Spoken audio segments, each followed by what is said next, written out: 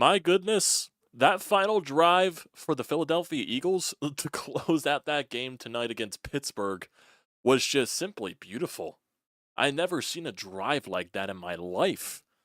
This game, it was a game between two really good teams in the National Football League. Let's just put it out there right now. The Eagles, I believe, put out their best passing attack of the entire season. We probably should have expected this, especially after all the quote-unquote drama that happened during this week with A.J. Brown, Brandon Graham, and Jalen Hurts. We probably should have expected that. It was completely obvious that the passing attack today was going to dominate, was going to be electric. But the way the Steelers locked down Saquon Barkley in the run game, I would say for pretty much the entirety of the game. They had their moments, especially from Kenny Gainwell. Definitely a hell of a game from him, making some people miss, slipping on some tackles. He was definitely spectacular tonight. But when the Steelers managed to shut down the run game for the most extent like they did, it's up to your quarterback, it's up to your wide receivers, it's up to the passing game to find a way to take over and find a way to win you one. They did exactly that. And like I said, I just can't give enough to how much this team possessed the ball, especially in the final stages. I think the Steelers only had about like 5.5 minutes of possession in the entirety of the second half. That's unreal. That is insane. It was a game of keep away, basically, and that's what it basically was in the entirety of the second half. Great game. Great game for the Birds. Definitely a great game, especially after all the stuff that went along this week. What a way to respond to that. So, before we get into everything here, what is going on, everybody? Welcome back into TTP Sports. And if you are new to the channel, viewing for the first time or viewing for a little bit and haven't hit that subscribe button yet, I definitely recommend that you do hit that subscribe button because it would do me a great deal of service. We just recently surpassed 1,000 subscribers and now continuing that goal to grow the channel even more. And if you hit that subscribe button, it would do me a great deal of service with the YouTube algorithm. You can also leave a like. You can also drop a comment down below. I like to interact with people in the comment section. Always a wonderful time there. You can also use the code TTPSPORTS, $20 off your first purchase at SEATGEEK. Great deal. Don't pass it up. You can also check me out over on Instagram and TikTok for shorts and reels and stuff like that. But hell of a win. Hell of a win by your Eagles today. Definitely. And, I feel like early on in the game probably should not have been as close as it was, but I'll definitely give a lot of credit to the Steelers' defense. The Steelers' defense, especially their defensive front, they were making some noise today, and I will also give credit to the Eagles' offensive front for trying to contain it as much as they did. There definitely were certain sections where TJ Watt did TJ Watt things, beating Lane Johnson, but Lane Johnson managed to contain TJ Watt for, I would say, a majority of this game, and hopefully TJ Watt is okay because that injury did not look good, especially when he was favoring his left foot, and especially all the injuries that were just going down today. You see Lane Johnson go out for a little bit. Landon Dickerson left before the first half and didn't return into the game. You see Slade leaving again and then returning to the game. What else? A.J. Brown has an injury scare at the end of the game when the Eagles basically close it out. There were so many injury scares. There's even a couple of more injuries for the Steelers' perspective. This was just basically the injury bowl, and just hopefully you could find a way to be relatively healthy moving down the next few weeks, and hopefully some of these injuries aren't as bad as they looked. Saquon was even on the sidelines for a little bit throughout this game, so, he took a little bit of a hit from Fitzpatrick there. So there were some scares. Hopefully everything turns out pretty well as the week goes along and we hear the injury report and the practice report and all that stuff. So prayers there. Hopefully that could be a little bit of sign of positivity for both sides. But especially when you have the good first drive that you do have, even though you only score a field goal off of that possession, ball was moving out pretty well. Jalen Hurts was throwing dimes, hitting his man, learning the routes. A.J. Brown, everything there. The first drive went really well. A.J. Brown, Devontae Smith probably felt like it was the earliest touches they've ever got this entire season. Definitely on that case. And just a good first drive overall. You managed to get 3 points out of that. But then, it comes to, a little bit of the weird stuff. Your defense was feasting throughout the majority of this game. Basically, I would say the entirety, maybe aside from a few drives where the Steelers managed to go downfield and then just some unreal catches by their receivers, just gotta, chalk it up and give the respects to that. But, you know, the defense was amazing, just constant three and outs all over the place, especially to start the game. And, even when the Eagles have their scares, when Jalen Hurts is trying to do too much with the ball, he's running to try to get a first down. Maybe instead of going down, he tries to reach for the first down marker to give the offense another, churn at it, but then he ends up fumbling the ball. Pittsburgh gets it back. Eagles force another three and out there, forces them to punt, which was fantastic. But then on the ensuing punt, Cooper DeJean fumbles the ball, and then the Steelers get it in the red zone. But then kudos to the defense for only holding them to a field goal at that point. So off of 2 turnovers for the Steelers, your defense only allowed 3 points total. That is basically a huge part of the game right there.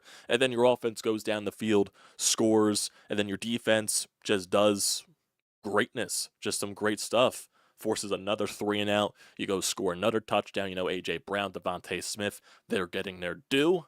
You got a nice lead there, but then the Steelers, they do respond, making it a close game feel like, certain situations where maybe penalties get involved, and that's where the injuries come into place too. There definitely were some places where it felt like you were going to stab yourself in your own foot, and that's going through the entirety, even later on into this game, you see some weird penalties that are called against the Steelers. You see some weird penalties that are called against the Eagles.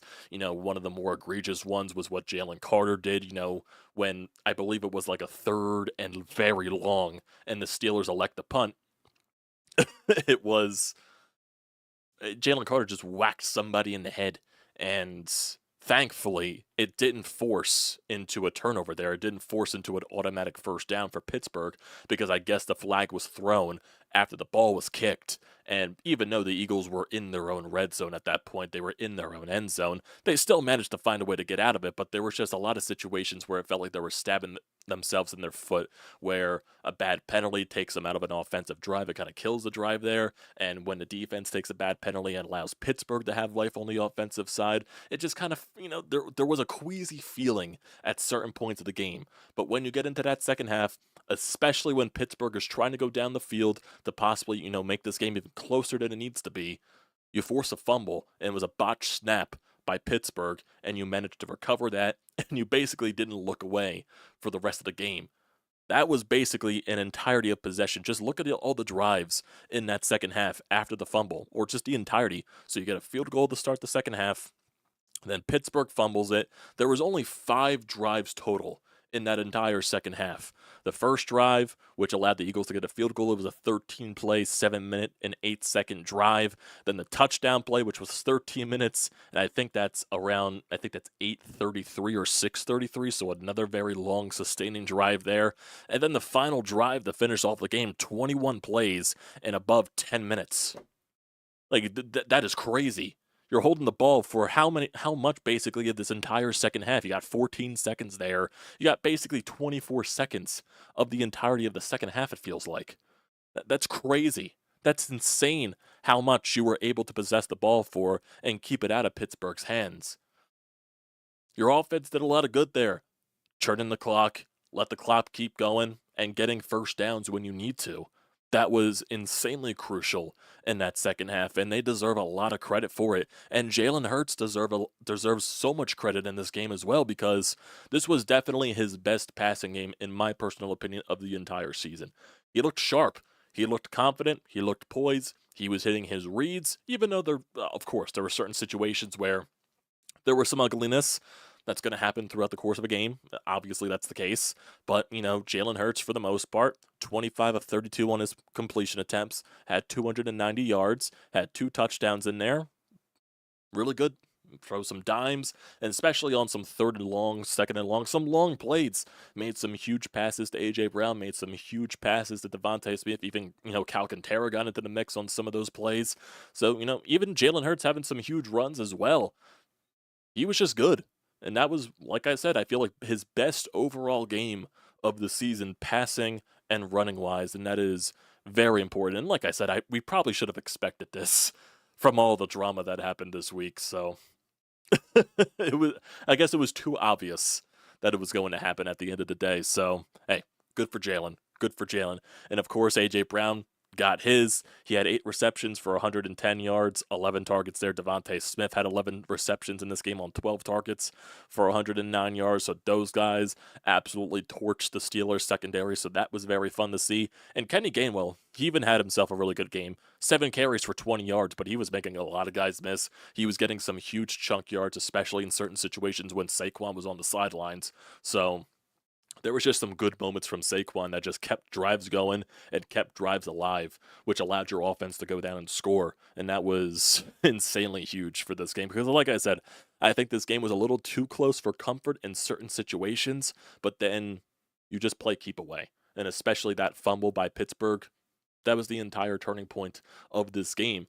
And when there was a situation where you kick a long field goal, Pittsburgh gets a flag for it, and I believe it was like, you know, jumping on the long snapper or something like that. I forget what the specific flag was called for, but you get an automatic first down. You would like to score a touchdown there. You do eventually still get points regardless of the fact, but just certain situations where you probably could have made them pay, you didn't. But overall, I really can't complain when you're possessing the ball for as long as you did, because that is just absolutely insane how much time of possession this team had. I want to look at the entirety of the time of possession in this game because that is crazy. The Steelers had 20 minutes of possession in this game, and the Eagles had 39.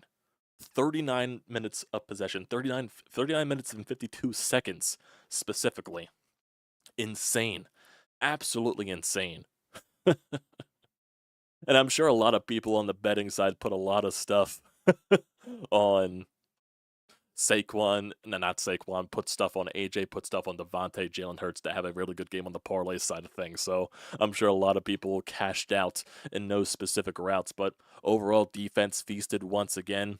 Bond had some good tackles. Nakobe Dean had some good tackles, especially Darius Slay recovering the fumble right there. Just overall, especially, Pittsburgh is dealing with some injuries on the offensive side. They don't have Pickens for this game, so that definitely hurts their offensive attack from the wide receivers perspective. But, some guys made some good plays, especially the one touchdown that Pittsburgh had in this game from, I forget who it was. It was Freemuth, and he just made a good catch. Overall, just made a good catch. And there definitely were some good plays in this game, especially on the play before the fumble happened for Pittsburgh in the third quarter. It was, I forget who it was specifically for Pittsburgh, but Zach Bond was lined up and covering him very well. And it was I believe this was on a flea flicker, if I'm not mistaken, from Russell Wilson.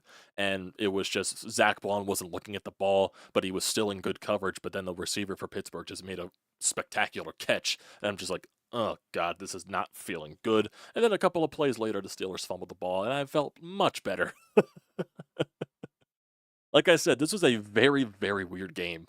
Not gonna lie, it was very weird. It was just a lot of miscues, and especially for the Eagles. I wouldn't say it was a weird game. I'm like talking out of my ass right there, but it felt weird because there were certain situations where it felt too close. But overall, the Eagles were the better team in this game, especially when you possess the ball for as much as you did.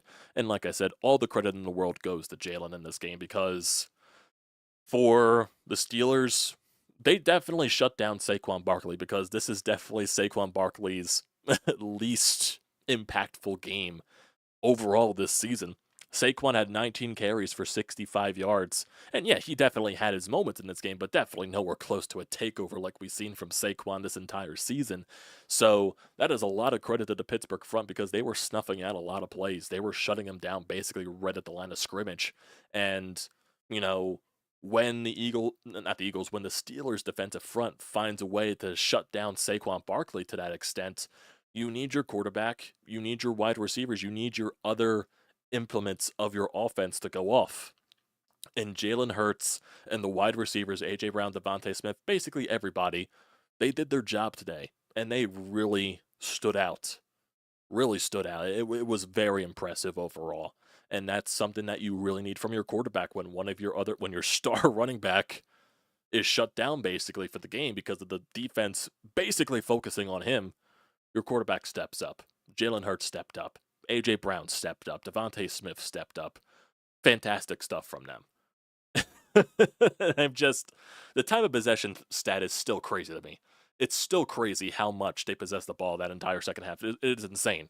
The Steelers barely touched it. They had 2 drives, 2, and that final drive you just can't get enough of it. I want to look at every single play of that final drive right here on ESPN because this is the when that was right after that Jalen Carter, unnecessary roughness penalty, which basically pinned the Eagles beyond their goal line. And, a good run by Saquon and a good throw by Jalen Hurts to get A.J. Brown to get some yardage, to get that first down, to basically make it more comfortable for you in that state. But, 1st and 10 at the 3. Nothing really happens there. You try to force a delay of game on Pittsburgh. And then, just look at some of these other plays here. Saquon gets a good run, a good pass from Jalen to A.J. Brown to get a first down there. You're just basically chunking the yard. You're just grinding out this game on second downs, third downs. You're getting those first down plays at huge moments. You're just basically just an entire game of draining the clock. And it was really fun to witness. It was absolutely insane. You're making Pittsburgh burn their timeouts at that state. Some huge second and long plays, some huge third and long plays. It was just a great methodical drive, and you definitely got to a fourth down situation where it looked like they were going to try to go for the field goal. It looked like they were going to try to make Pittsburgh jump for an offside there. Then Nick Sirianni wastes the timeout, and then you eventually go for the tush push. So basically, you sealed the game away.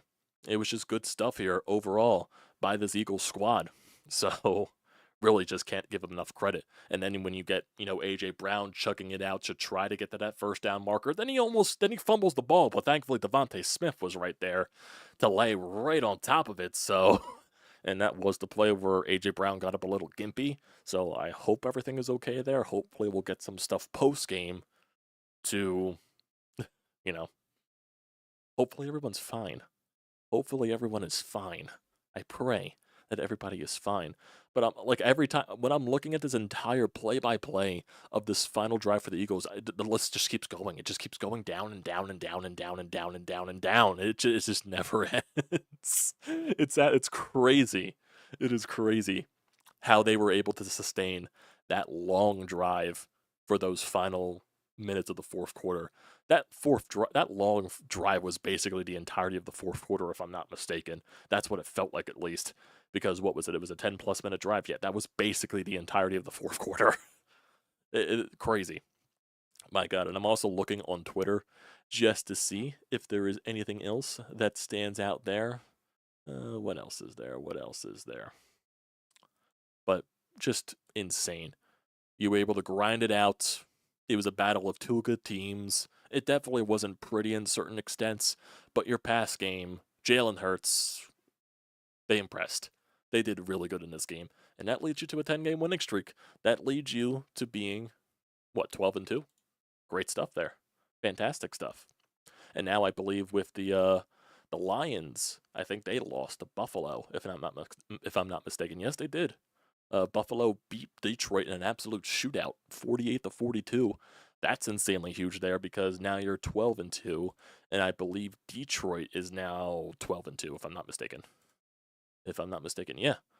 Well, right now Detroit does have the upper hand on you, just because I believe, you're 7-2 in the conference. Detroit's 8-1. There's definitely some tiebreakers there for Detroit, and especially of strength of competition. But if Detroit loses another game, you find a way to win out. That first seed is right there for you for the taking. That bye week is right there for you for the taking. And the Detroit Lions, their schedule definitely gets, even harder as you move on because they're going to be playing some tough matchups coming up. What is the Detroit schedule coming up? Because, they got this shootout today against Buffalo. Well, yeah, their schedule lightens up for the next 2 games. They play Chicago, they play San Francisco, so that'll probably be 2 wins for them right there. But they play Minnesota. No, it's 3 games left. What am I saying? I'm getting confused by their preseason schedule right here, combining with the last of it. So they got 3 games left. 2 of those are kind of, iffy. So you got Chicago and San Francisco. Like I said, they're probably going to win those. And then the last game of the season, which is most likely going to be some type of flex game against the Minnesota Vikings. So that's probably going to be their toughest game the rest of the schedule. So Maybe that could be due for them to get a loss right there, and Eagles do have to win out, though. But they do have a very prime position to win out because next week they play in Washington, and Washington basically went down to the wire with the New Orleans Saints down to, what was it, like their second, third string quarterback, and it was the Saints trying to go for a 2-point conversion, which, instead of kicking the field goal to go overtime, they try to go for the win, and Washington ends up winning because of that. The Eagles will go into Washington next week and most likely win. That's what I'm expecting, because you got Washington next week and then Dallas, New York Giants at home. That should be 3 more wins on the docket for the Eagles, 100%. And yes, you could not win a division today, especially with the Commanders winning, so you have to win next week in Washington to clinch the division. So you already have your playoff spot locked up. You still got to clinch the division. That's the next most important thing, and I'm sure the Eagles are going to be pumped and ready to go down in Washington, which is essentially another home game because Eagles fans will go down there and pack FedEx Field like it's nothing. That'll basically be another home game for the Eagles. So, we'll see. And I think a lot of people, even going back to this game, Mike Tomlin punting on that play is definitely going to be very questionable, even though he wasn't expecting the Eagles to go on that long, sustaining drive. You're down by 2 scores at that stage in the game in the fourth quarter. Surprised he wasn't more aggressive. I guess he was really trusting in his defense to get another stop. So that's definitely a very questionable spot right there for Mike Tomlin. So very interesting stuff. Very interesting, just to makes you think about certain things. What is there? Trying to see if there's anything else. Anything else from today's game that really stood out on the Twitterverse, or if anyone pointed out anything. Well, AJ Brown is talking right here on Eagles Twitter. I want to see what actually AJ Brown says right here, talking to the fans. What's up, Eagle Nation, man? We just got a big dub against the Steelers, man. Back to work, man. Flag is fly. Oh, never really said anything much, even though I thought it was going to be something juicy. I was expecting a little too much there from AJ, but he wasn't going to say much. Nick Sirianni says, how about that pass game in the locker room? They know. Oh my god. What else is there? I'm trying to see if there's anything else that's like kind of funny. I do see that Mike Tomlin is also talking right now post-game on the Steelers Twitter. So I wonder if he had to say anything at all. I'm not entirely sure. So, what else?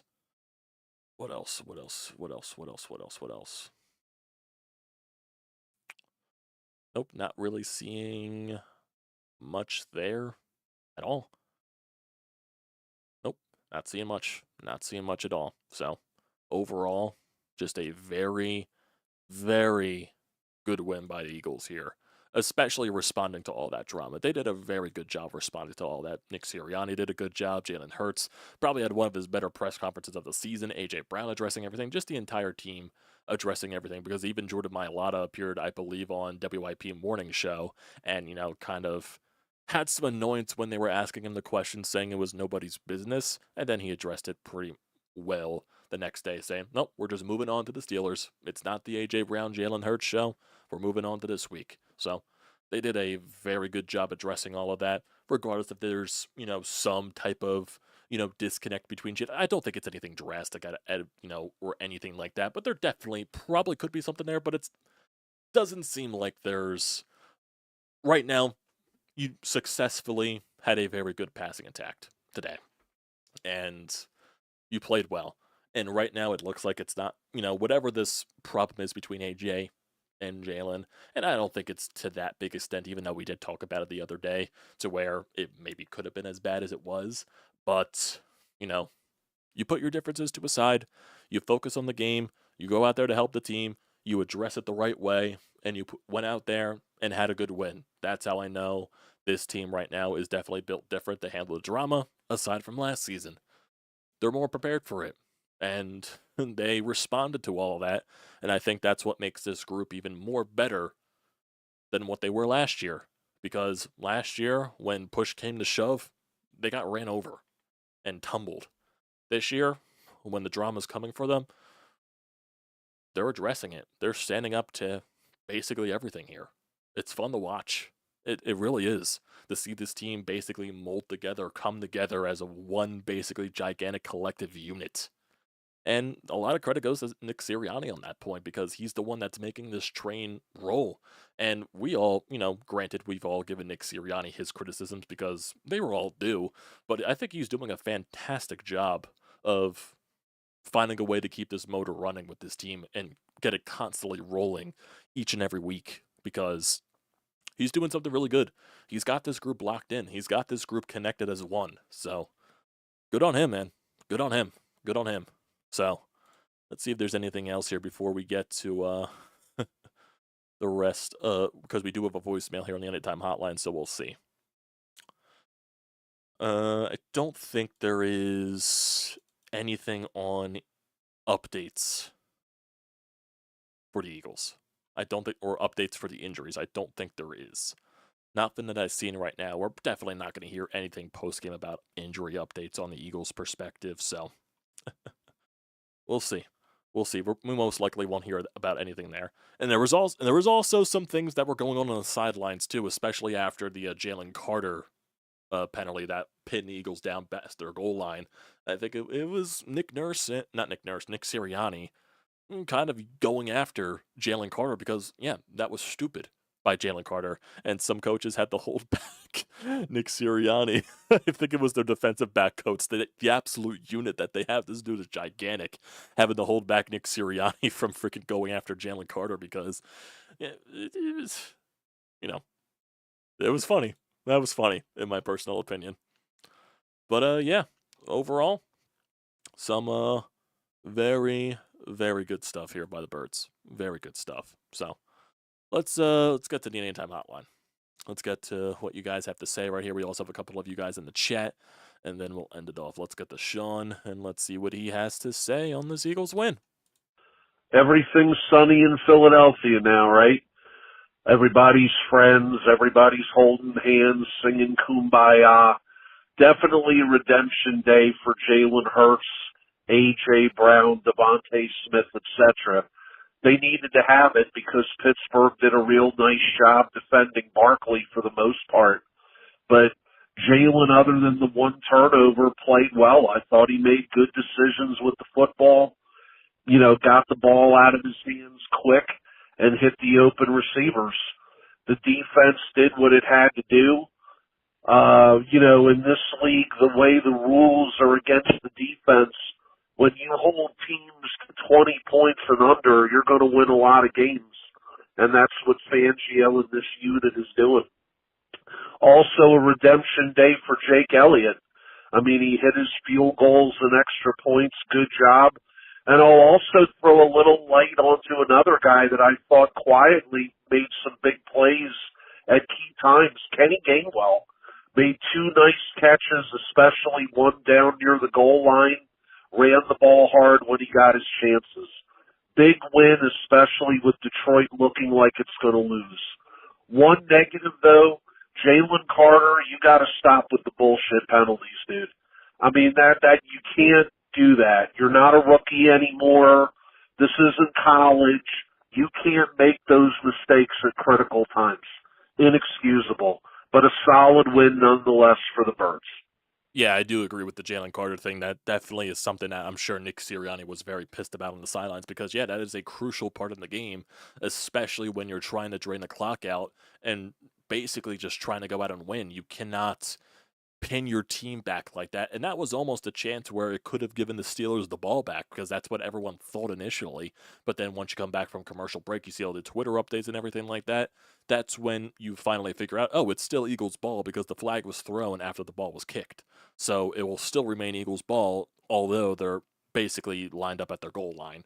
So, yeah, you technically got away with it there, Jalen Carter, but that's still, that just can't happen. And especially, yeah, you're not a rookie anymore. I understand you're getting double teamed every time. You're getting held every time. There's a lot of things that are not going your way, but you just can't let your emotions get the best of you. And that's definitely something as you're going to mature throughout the league. And I'm sure Jalen Carter, especially in this Eagles locker room, will find a way to mature. But yeah, especially if that's, in a playoff game or something like that, that just can't happen. That is completely unacceptable from Jalen Carter's perspective. And I'm sure they'll find a way to clean it up. I'm sure Nick Sirianni will address that and everything there, and they'll find a way to get that through, especially Vic Fangio as well. They'll definitely will not let that slide. So they'll find a way. They'll find a way to clean that all that stuff up. I'm not worried about that too much on that side. But yeah, overall, yeah, Jalen Hurts, definitely one of his best games of the season, probably the best game of the season. You know, I think just from both sides, just from running the ball at key times, for getting his passes out quickly. Yeah, there were some situations where he was holding on for the ball for too long, but I think that's just what you're going to get with Jalen at this point. But a lot of more good than bad in this game. A lot more good. And there was very few bad in this game from Jalen. So, hey. We'll see how this team continues in the next week, because next week go down to Washington, which is essentially a home game with a chance to clinch the division. And I think this team is going to be very hungry for that fact. And especially, I think their gears are even more churning at this point because they probably just realized that the Detroit lost. So that first seed is definitely in closer reach than it probably was a little bit ago. So hey, if Detroit loses another game and you win out, you get the first seed. So, because Detroit does hold the tiebreaker. But, win your games, focus on your games, and if Detroit happens to lose, they'll find a way to lose. Because, yeah, Detroit is getting very banged up on their defensive side. There were a lot of games where, they probably should have lost. They should have lost that game to the Bears, honestly. But we'll see where they go. We'll see where everything goes here. At this point, rest up this week, focus on Washington, and let's keep this thing rolling, man. Move it to an 11-game winning streak. Keep the wins piling on. So, that'll do it for today, everybody. I appreciate you all for tuning in. Appreciate you all, Michael, Tyler, Sean, Star Wars, all of you guys here. Yep, that drive was very impressive to close out the game. Wanted to be mad about those fumbles, but we definitely made up for it despite quite a few. Oh, yeah, we definitely dominated there in that second half. Definitely 100%. We must become huge Bears fans for the next 2 weeks. Why? Who do the Bears play after that? What's the Bears schedule after that? I want to see, because 2 weeks. We'll see who they play. Bears. Oh yeah, they play the Packers as well.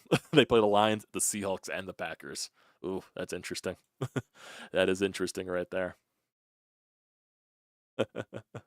Let's scrum in the first day. I've got my heart pumping. Good old PA rivalry brawl. Oh, man. Yeah. Good stuff, boys. Good stuff. So, appreciate you all for tuning in. Don't forget to leave a comment in the comment section down below. Don't forget to drop a like. Don't forget to hit that subscribe button. It does me a great deal of service. And also use the code TTPSPORTS, $20 off your first purchase at SEATGEEK. Great deal. Don't pass it up.